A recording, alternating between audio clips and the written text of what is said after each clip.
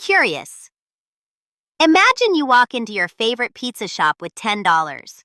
Last year, $10 bought a hot slice, a drink, and maybe a tiny cookie shaped like a coin. Today, the same $10 buys the slice, and the cashier points at the drink like it now belongs in a museum. The pizza did not get bigger. The drink did not learn magic.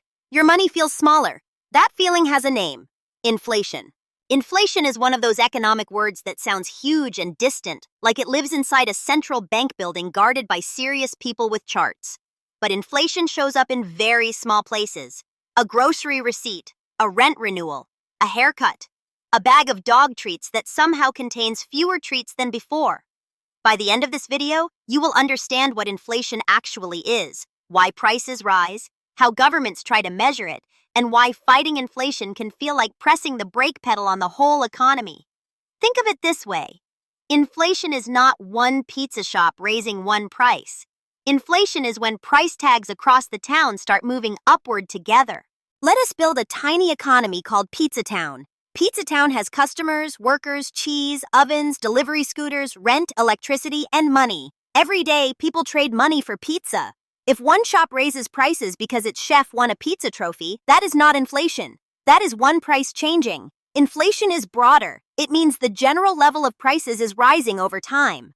In Pizza Town, it is not only pizza. Soda costs more. Flour costs more. Apartment rent costs more. Delivery costs more. A dog-sized chef hat costs more, which is frankly a serious problem. When many prices rise together, each dollar buys a little less than before. The dollar did not physically shrink. Its purchasing power shrank. Curious. Purchasing power is the useful idea. Money is not valuable because it is pretty paper or numbers on a screen. Money is valuable because of what it can buy. If $10 used to buy 2 slices and now buys 1, the number on the bill stayed the same, but the real power of that bill changed. That is why inflation can feel strange. You may have the same amount of money in your wallet, but the wallet seems less helpful. So why does inflation happen? There is no single villain hiding behind every price tag. Inflation usually comes from several forces pushing at the same time. First, demand pull inflation. Picture Pizza Town after a big game. Everyone is hungry. The line wraps around the block. The ovens can make 100 pizzas per hour, but customers want 200. When demand outruns supply, pizza becomes scarce. Some customers are willing to pay more to get served first. The shop raises prices, not because pizza changed, but because too much money is chasing too few pizzas. This can happen across a whole economy. When households, businesses, or governments spend faster than goods and services can be produced, prices can get pulled upward. Second, cost push inflation. Now imagine the shop has no giant line. Demand is normal, but cheese becomes more expensive. Flour becomes more expensive. Electricity rises. The landlord raises rent. Delivery fuel costs more. The pizza shop faces higher costs before the customer even walks in. If the shop absorbs every cost increase, profits shrink and the business may struggle. If it passes costs to customers, pizza prices rise. That is cost push inflation. Prices rising because producing the goods and services became more expensive. Cost push inflation can come from energy shocks, supply chain problems, weather events, wage pressure in tight labor markets, or materials becoming harder to get. Third, expectations. This part is sneaky. If workers expect prices to rise, they may ask for higher wages so their pay keeps up. If businesses expect wages and supplies to rise, they may raise prices early to protect themselves. If customers expect prices to rise next month, they may buy more today. Expectations can turn into behavior. Behavior can move prices. Then the price movement confirms the expectation. Curious. In Pizza Town, the rumor that cheese will be more expensive next month can make restaurants buy extra cheese today. That extra buying can make cheese scarcer now. Scarcer cheese can raise prices now. The rumor becomes part of the reality. Fourth, monetary conditions. Money matters too. If there is much more spending power in the economy while the amount of goods and services does not grow as quickly, prices can rise. But be careful here. It is tempting to say inflation happens only because more money was created. That is too narrow. Money, supply, demand, costs, and expectations interact. Inflation is more like a kitchen with many knobs than a light switch with one button. Now we need a measuring tool. If Shiba says my pizza got expensive, That tells us something about Shiba. It does not tell us the whole economy. Economists need a wider basket. One common measure is the Consumer Price Index, or CPI. CPI tracks the average price change over time for a market basket of consumer goods and services. Imagine a giant shopping basket filled with the kinds of things urban consumers buy: food, housing, transportation, medical care, clothing, recreation, and other everyday categories. Government statisticians track how the cost of that basket changes over time. If the basket costs more than before, the index rises. The percent change in the index estimates how much the overall price level changed. Curious. That sounds clean, but here's the twist. Your personal basket may not match the official basket. If you drive a lot, gasoline matters more to you. If you rent in a fast-growing city, housing matters more to you. If you live with family and walk everywhere, your experience can be different. That is why two people can hear the same inflation number and react very differently. One person says, "That seems right." Another says, "My grocery bill laughs at that number." Both can be describing their own reality. Official inflation is an average. Personal inflation is your actual shopping life. Here is where the story gets more interesting. Inflation is not automatically disaster. A low, stable amount of inflation can be normal in a growing economy. The Federal Reserve's longer-run inflation objective is 2%, measured by the annual change in the PCE price index. Why not aim for 0 forever?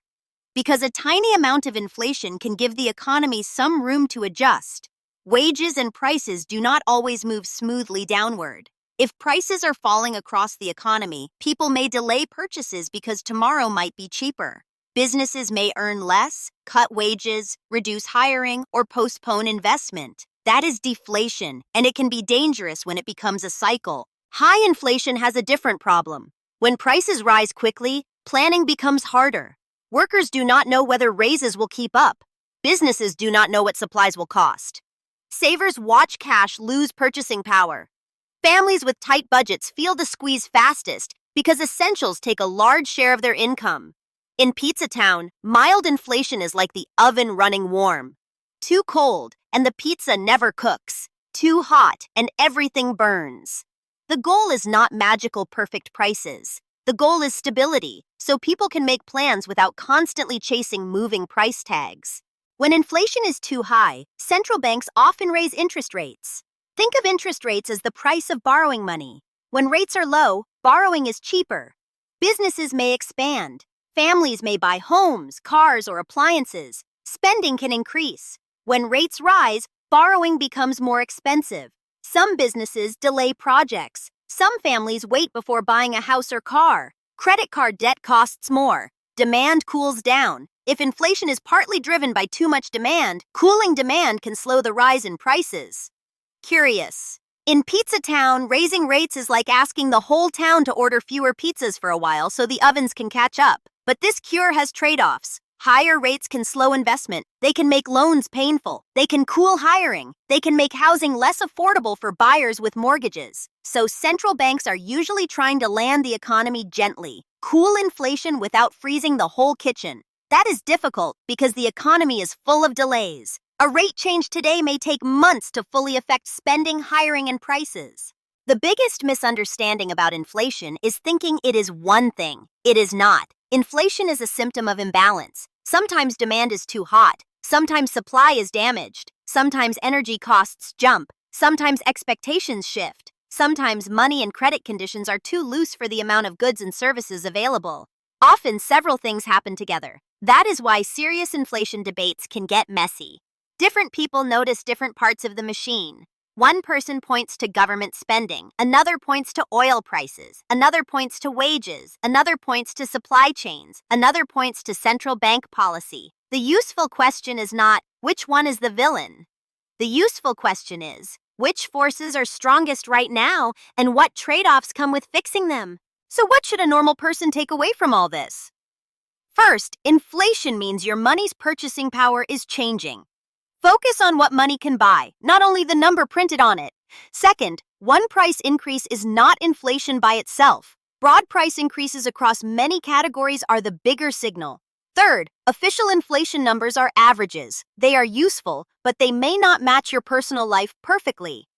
Fourth, the cure depends on the cause. If demand is too hot, cooling spending may help. If a key input becomes scarce, fixing supply may matter more. If expectations drift, credibility becomes important.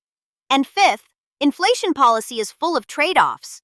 Lower inflation is valuable, but the path to lower inflation can affect jobs, borrowing, housing, and business investment. Let me break this down into one pizza-sized idea.